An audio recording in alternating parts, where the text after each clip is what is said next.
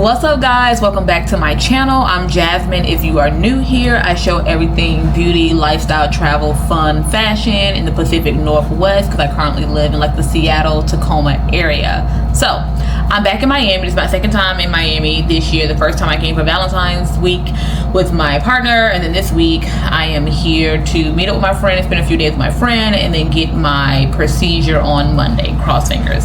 So I wanted to jump on here because if you guys watched my vlog, you guys saw me go to the DR to try to get my BBL, Lipo 360 BBL, and then now I'm in Miami getting it done. And I wanted to show you guys, well, tell you guys and show you the big difference between the two and how my experience in the DR was absolutely horrendous. And then that's what led me not getting it, and then looking into Miami for the follow-up. Okay, so I go to the DR. This was back in June. I get to the DR. First of all, they sent me all of the paperwork in Spanish. It was like 5-7 pages that they wanted me to translate into English that I did not do. So I get over there, and when I tell you, it's like the food stamp line, baby. It's like the goddamn free lunch line wrapped around the building, women trying to get their BBL. Then the entire staff, nobody spoke English, knowing that they constantly have people coming in that speak English, and they didn't have anyone to speak English. I did not have anybody helping me like with where to go next, knowing that I did not speak their language. So like my coordinator would just like type it in onto your translator phone app or whatever, and I would do that, and then she'll be like, okay, stand right here. I got there at 8 o'clock in the morning. They told everybody to get there at 8 o'clock in the morning. Then I wasn't done till 4 p.m. for them to turn around and say, okay, now you can go home and take a break and then come back at 8 p.m. to meet the doctor. Baby, what? What you say now?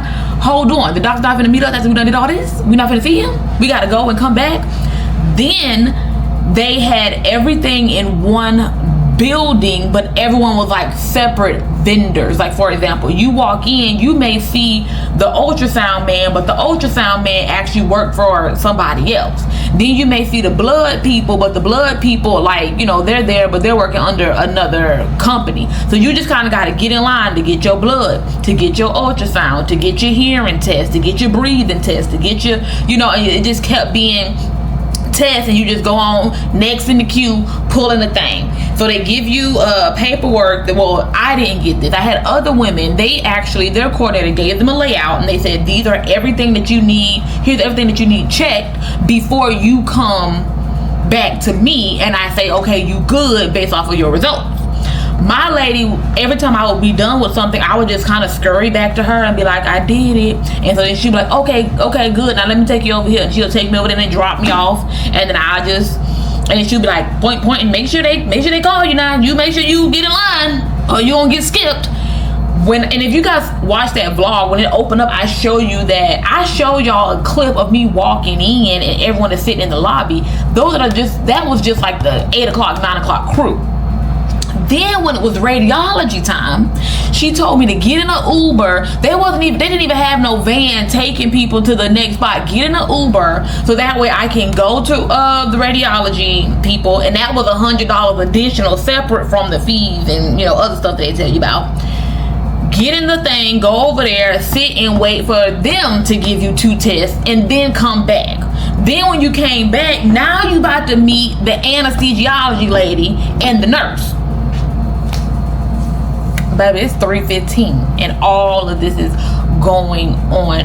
Language barriers, not organized, women standing in there like they get passing out free rent. I'm telling you, line wrapped around. You got to get in where you fit in. Check here, check there, and you bopping everywhere. And you like, okay, did they call my name? Put my name on this list, put my name on that list. So now you skipping over check marks on the paper to try to hope, okay, this line shorter for the breathing, so let me get in the breathing line. And this line over here done got shorter for for the heart test, so let me run down there before he go to lunch, because these people, oh snap, I ain't get the blood work done. Let me go down here and get the blood, because the blood people stop at 2. So if you ain't making it by 2, then now your surgery about to be pushed back because you ain't get everything checked off on the list. Whole time you looking around like you don't even know what the list say because you don't even speak the language. Come on, somebody. It was horrible. My partner was like, I gotta go to the room and I got to take a break and take a little breather because this is way too much, you guys. And so for me, I'm on a cosmetic journey, and the BBL is my last thing that I needed to do or wanted to do. And the organization in the DR definitely showed me like, oh wow, like this is very separate, because I've had one procedure in the States and I've had one procedure in Turkey, and then this is going to be my last procedure I was going to do in the DR. And my experience pushed me back to the States. Back here quickly. And it wasn't even about the money. I actually saved more money going to Miami than I did going to the DR. Needless to say, in that country, sickle cell trait is a big deal to them. When a lot of black American women, they carry the trait, you don't necessarily have to have the disease, you can have the trait. And so in the States, they're like, okay, that's very common, we know how to operate with that. Over there, they did not. So I spent my entire day between language barriers and translating apps and not having that support of the coordinator, and not really being guided on, you know, what's next, and, you know, ensuring I'm in the right place and that I understand, because there's so many women. So my procedure was supposed to be on a Tuesday. I was there for pre-op on a Monday, but so were the women for the surgery for Thursday and Friday. And so like everybody's pre-op was that same day for their procedure that same week, which made it, and mind you, there's like 5 doctors and they're all hubbing resources out of this particular clinic. And so it was definitely a headache, it was definitely inconvenient, it was definitely stressful, it was definitely not coordinated and supportive. And so I came back to the States, and now the clinic that I'm in, one is clean, organized. They set me in a room here in Miami, set me in a room. I got in there, they told me 8:30. Now what I did like about them is that the women that are having their procedure the next day, those are all the people that's at the clinic. That's it. The doctor are only doing 2 to 3 people a day. They're not trying to push 4 or 5 people a day like they are doing in the DR. So if your doctor schedules you, he working a regular shift. He doing 3 bodies that day, and it was only 2 other doctors that worked in that clinic. So I've only seen a total of like maybe like 5 or 6 women, and they came in on Friday to get their pre-op done because they had surgery Monday. I was not in there trying to get pre-op done with people that's trying to get their procedure next Friday, Thursday, and the lines and stuff wrapped around the building, and it's crazy in there. Like, no, I walked in, they told me at 8:30, I got there 8:30. I was out of the folks' building with every single thing done by 1:30. They gave me my paperwork, and I did not have to run around and go over here and go over there. And they spoke both languages. They spoke Spanish and they spoke English. Now the staff was speaking Spanish to each other while they were working, but they spoke clear and precise and detailed English to the clients unless the client wanted to. In the DR, you don't have that. Either you speak their language or you out of there, okay? Out of there. Lost, confused. So I got in there 8:30, I got out of there 1:30. They set me, I had to fill out my paperwork. When I first walked in, you guys see that little clip of me filling out my paperwork, and then they put me into a room, and in that room, I sat in that room, and everybody came to me. Here came the lady to fit me for my garments, and then after she was done, she checked off her paperwork on my paper that was sitting on the desk. She said, you know, checked everything off. I'm like, okay, I'm good. Now this is the next person that's going to come in. Then here came the lady to take the pictures of my body. And then she checked her stuff off, and she said, okay, now you're gonna see the coordinator, the nurse. So the nurse came in, and then she started, here's your paperwork of everything you need to do prior to surgery. What questions do you have for me? And she started asking questions. And then she left, and she said, now you're gonna see the doctor. They were letting me know this is next, and I didn't have to move. They set me in my room, and I stayed in my room, and everyone just kept coming in there to me, and I was just, no, that ain't in my family history. Yes, all right, let me take my pictures. The doctor came in, he said, okay, tell me what you want. I showed him, you know, some examples. He kind of filled me up, and he was like, okay, this is what we can do. And, you know, we went from there. Then After that, the lady came in. She said everyone has already come in here that needed to see you, and now we're going to go and have you do your urine and take your blood. I went to the lady. I sat in the lobby for maybe like 7 to 12 minutes. They brought me in there. There was nobody else in there getting blood. Like when I tell y'all that DR folks hovering, squeezing in between, like, oh, I'm next, me, don't skip me. I didn't have to do all of that, baby. It was only me giving them folks my blood and my PP, and I went in there and the blood, the urine. She said, have a great day. Then I sat me out in the lobby again. They said the manager's coming because they gave me a different quote, some things that the doctor recommended that I should do additional on what I've already paid for. I got that quote. They said, okay, Jasmine, we're going to call you with a time, and once you get that time, that's how you know when your surgery. That's why my nails not done, y'all, because y'all know these nails be done. Nails be done. But that's because I'm about to have a procedure. They will be done immediately after when I can. Anywho, set me down in the lobby, baby. About, she told me you can step out and order your little lunch, because what you done, you know, man, I ordered my lunch, came back, manager like, okay, Jasmine, here's the additional quote if you want to do what the doctor recommended you to do, and if not, then that's cool, and you don't owe nothing else really outside of like the little blood cell count payment. Now it was additional fees, you know, there's always hidden fees. Now let's not get too out of hand. It's additional fees in here and in DR too. So go on, and I did all of that, and then I left, and I was back in my hotel about 2:15. I had the rest of my day, and I'm taking the weekend in Miami to myself. I'm getting ready to take you guys with me to Fort Lauderdale and go to a rooftop bar, and I have dinner reservations at a restaurant, the Butterfly restaurant, that took them 6 years to open down in Fort Lauderdale. So we're getting ready to go there. But and then my homegirl's coming tomorrow to look after me. So everyone's experience is different. Everyone's body is different. Everyone's reason for doing what they do is different. He did give me some good pointers. He said, Jasmine, the reason that you're not getting the results that you want in the gym is because you are, due to you being shorter, you have wider bones. And so your curve that you're looking for is actually, it's on the outer side of your back and not forward, because your torso is not, you know, stretched. And so I'll put a clip in for you guys to see like what I look like. And if you watch other videos, you see what I look like prior to this experience. This is something I'm giving myself for my birthday, closing out my procedure, because I'm turning 34 in 2 months, a month and a half. I'll be 34, and I've been in the gym for over 15 years. I'm an athlete. I've had a child now.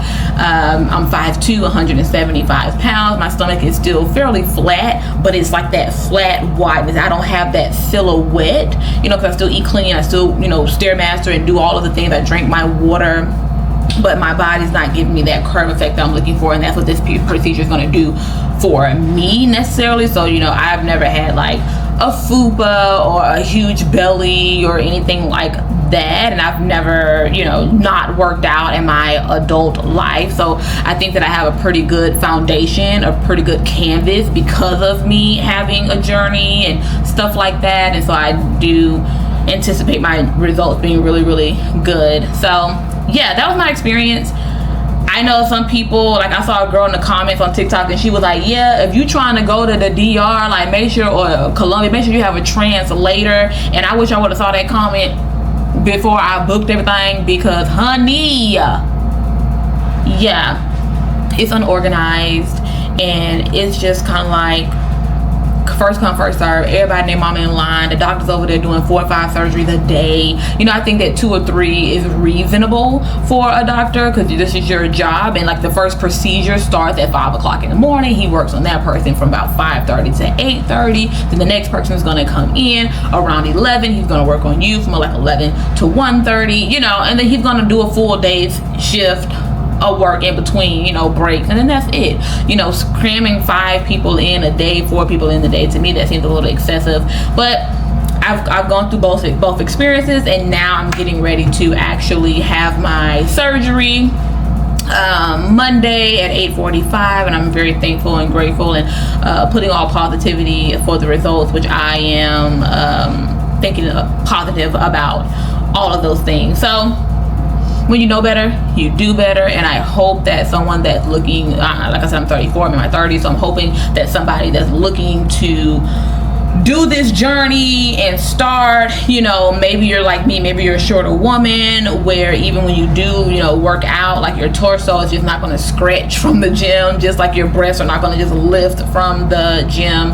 I've already had my other 2 cosmetic procedures done, and so this will be the first one that I'm actually shaping and polishing, versus the first one was more of a foundational fix where I the deflation of the breast from childbirth. So I lift my breast up, and then my abdomen separated from having my daughter, and so I fixed my muscles and remove loose skin with a tummy tuck. And so I didn't do lipo with that. Even the guy was like, I should do everything now, but I was like, I don't know, you're trying to upsell me. But now that I'm educated about my bone placement and my genetics and my height, and now that I'm going to the first year of my mid-30s, I'm like, okay, I definitely see where what I've done everything that I can do. So we've talked for 16 minutes, 17 minutes. I normally don't talk that much on my YouTube channel because y'all, I be scared to talk. I ain't gonna lie. Ooh, I had to leave my edge control gel stuff at home because they'll be letting you put that kind of stuff in the suitcase, baby. Ooh, child. Anywho, I be scared to talk because I really be feeling like I'm trying to grow. I have one video that did very well with me, so I did 10,000 views, and it's about me talking about my procedure that I had when I had to get my Barcelonan cyst drained, and a lot of people watch that. But this will be more educational for you guys in comparing the difference. I hope that maybe it helps one person, 2 people. I'm not going to talk y'all head off because I've already done that, but let's go and get in my Uber. I'm going to Fort Lauderdale, you guys. So the first time I just stayed in Miami, so I'm going to head out to Fort Lauderdale now. So let's go to Fort Lauderdale and let's see this rooftop that they have to offer, and let's check out that new restaurant, and then you guys will see my homegirl. I'll probably do another vlog of my day tomorrow. I have a lot of things listed to do tomorrow, so I'll probably have separate vlogs, so that way you guys can just watch this one in regards to my experience for this, and then I may pop back in to let you know how the day of surgery actually went, to tell you if it was smooth. Even when she did my anesthesia, took my blood, y'all, she poked me so smoothly here in Miami, baby. The folks in DR was like, put your arm out, hurry up, baby. She went up under the vein so good, and she did it good. It's been a good experience because my anxiety was high because of that horror experience, and I'm just thankful that I came to Miami. All right, let's go to Fort Lauderdale, guys. Yay!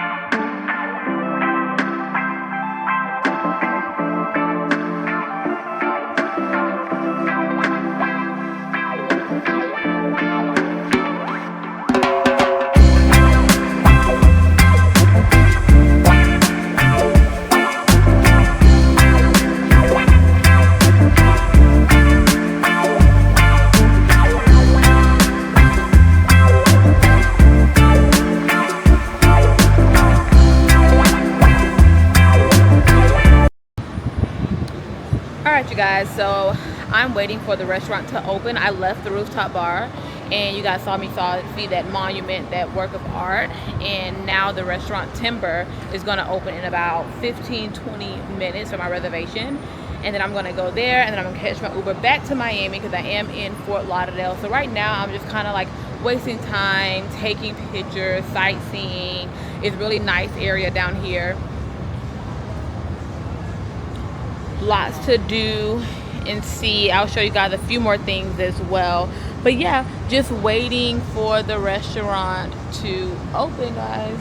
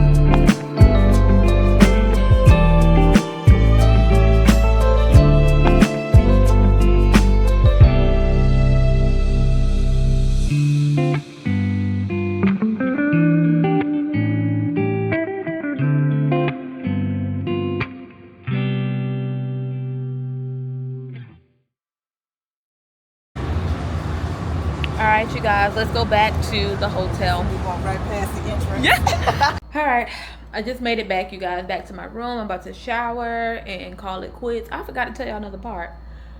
I paid for the whole procedure in DR. Once they told me everything, I was like, okay, these are your results. I'm like, okay, well, I'm going to come back. I just went ahead and paid for the procedure. Decided that I wanted to get it here in Miami later. Asked for a refund. Why they couldn't wire the refund? They're sending me $500 every day because the Zelle limit is only $500 a day. They had no other way to send me the money. And when I paid, I could only pay in cash. This is the first time I heard of any procedure to where it's 100% cash. I was like, I can't pay early. I can't send, a wire, or I didn't want to carry the amount of cash. And they were like, no, it's only cash only. So yeah, the rooftop was nice.